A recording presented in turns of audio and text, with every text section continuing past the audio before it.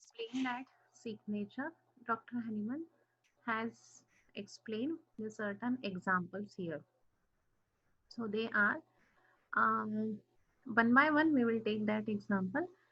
The sickness he has explained from here that nervous child.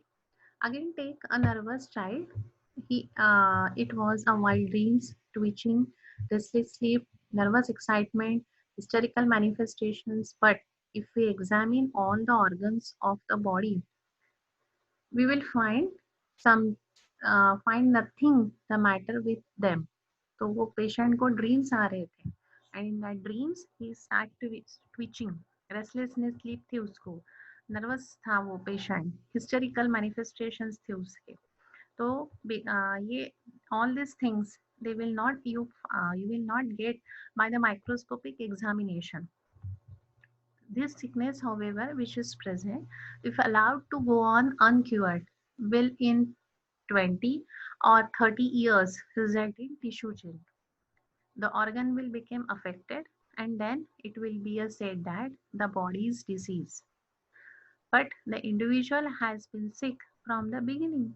तो ये childhood से अगर ये उसको प्रॉब्लम है तो उसका कॉज देखकर we have to treat that child there only. We should not wait कि अब उसको डायग्नोसिस नहीं हो रहा है या फिर उसके पैथोलॉजिकल फाइंडिंग्स तो सब कुछ ठीक है. So after 20 and 30 years this may affect the other tissues of the body that we called it as suppression.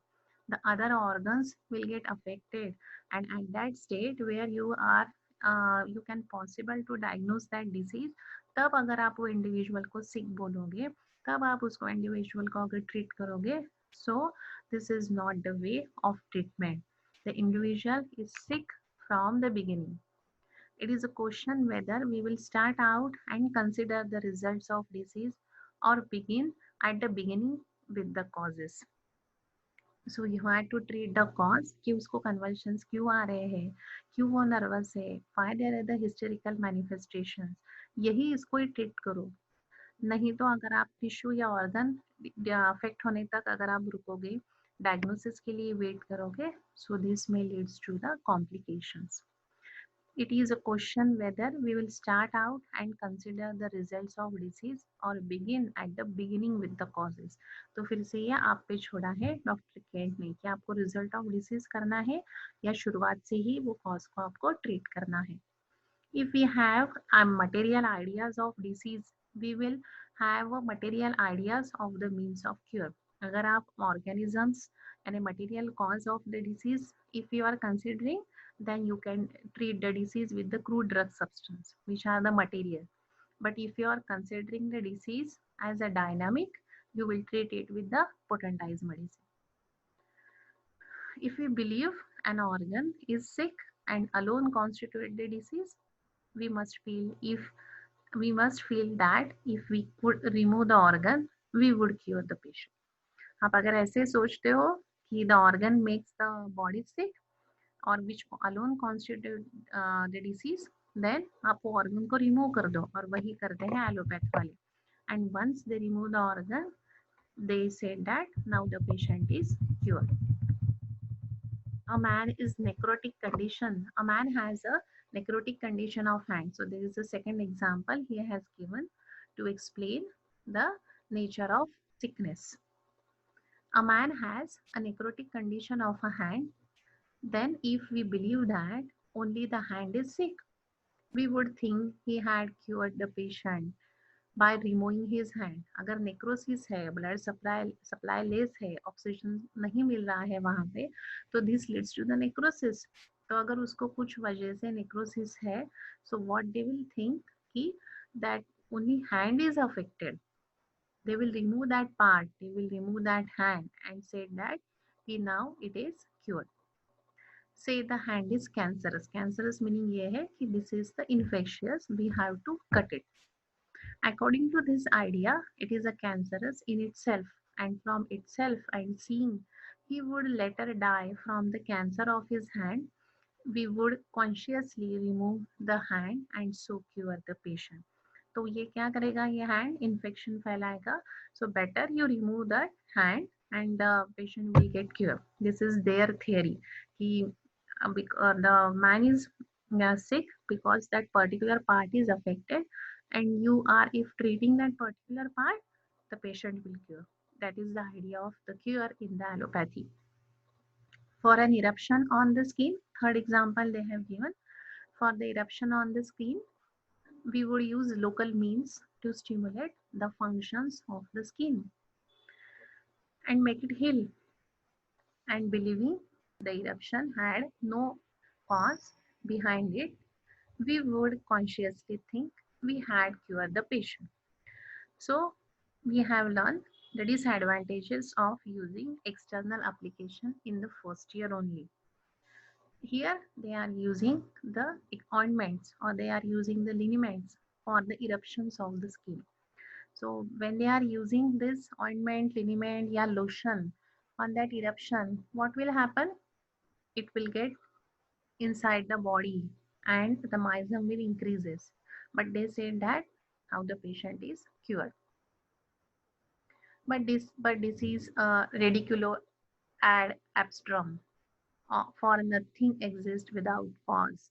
So ये जो eruptions आए हैं, या necrosis of hand है, या patient वो child को जो convulsions आ रहे थे, behind that the some cause is that. कुछ भी without cause नहीं होता है. अब ये जो नीचे के जो lines है, they are more important. The organs are not the man. एक organ पूरा man consist नहीं करता है. Man के पहले, the man is prior to the organ. The or जो सिस्टम बनी है अपनी बॉडी की, it is from cell, tissue, organ and then the system. ये मैन को कॉन्स्टिट्यूट नहीं करता है. The man comes first. एक टिश्यू अफेक्टेड है या एक ऑर्गन अफेक्टेड है, उसको अगर आप कट कर दोगे, so that means you are curing that patient. This is not the way of treating. वो टिश्यू अफेक्टेड है या वो ऑर्गन अफेक्टेड है, यानी the whole economy is disturbed, the whole person is disturbed.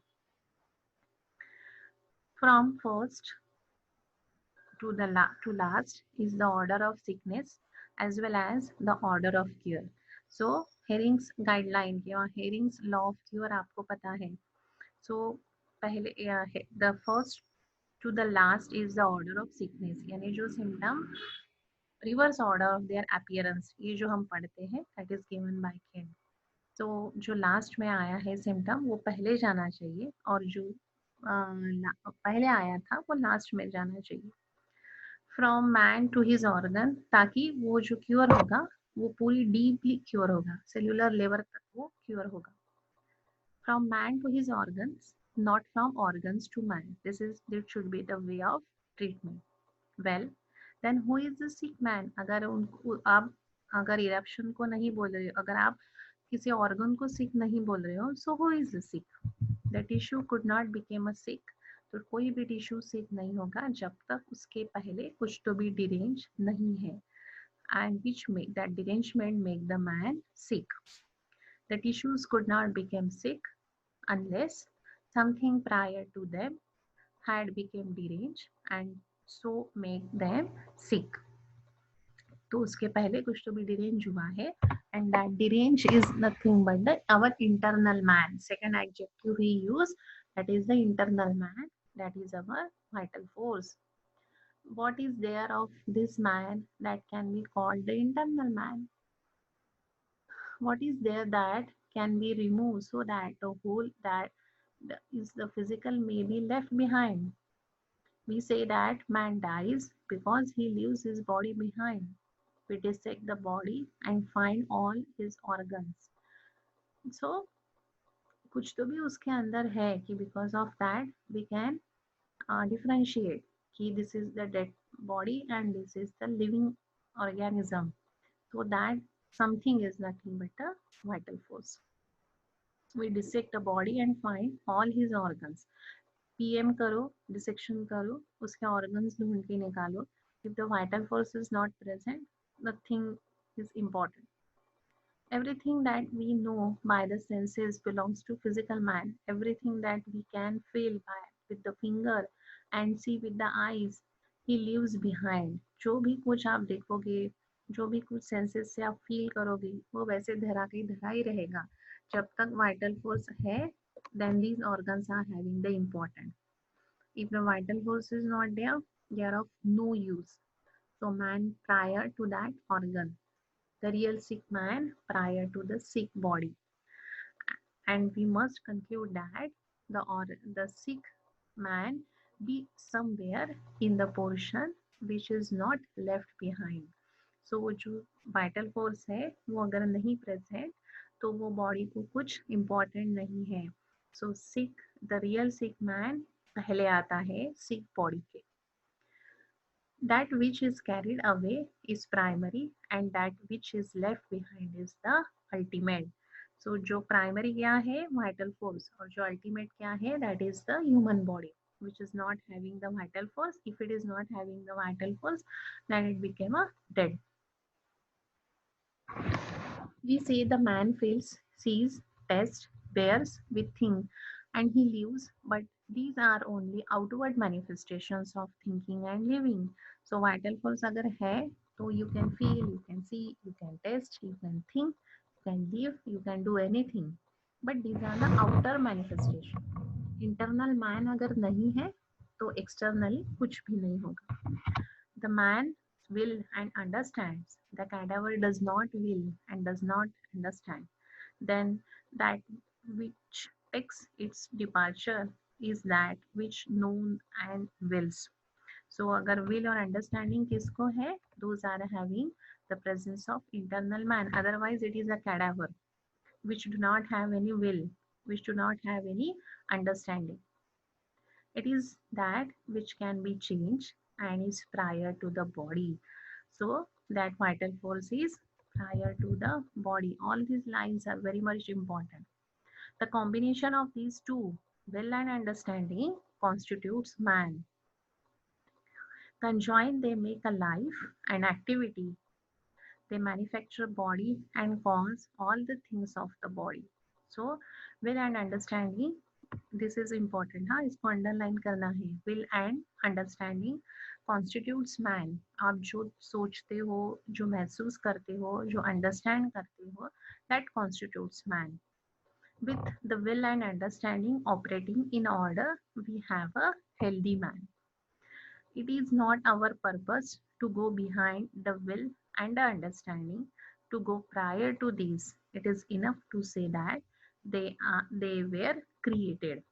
So this is about how this man is created. The will and understanding, the emotions, they are important, and we must go the scientific way. We should recognize the muscles, the nerves, the ligament, and other parts of the body. They are also important, but with that, to the intelligent physician, the internal man is more important than the external part, because if the internal vital force is not present, then that body is dead. And the living body is having the will, having the understanding, and he will enjoy all the things only because of the presence of this vital force, only the presence of this internal man. If you were to describe the differences between the two human faces, their character and everything you observe of their action, you would describe it scarcely more than the will. So we will stop here.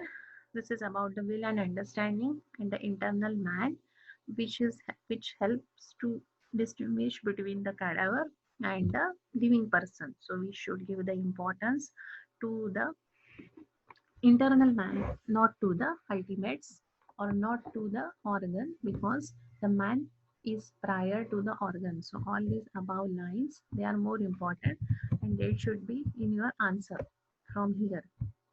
The organs are not the man prior to the organs, from first to last. Then from organ, we have to treat man to his organ and not from organs to man.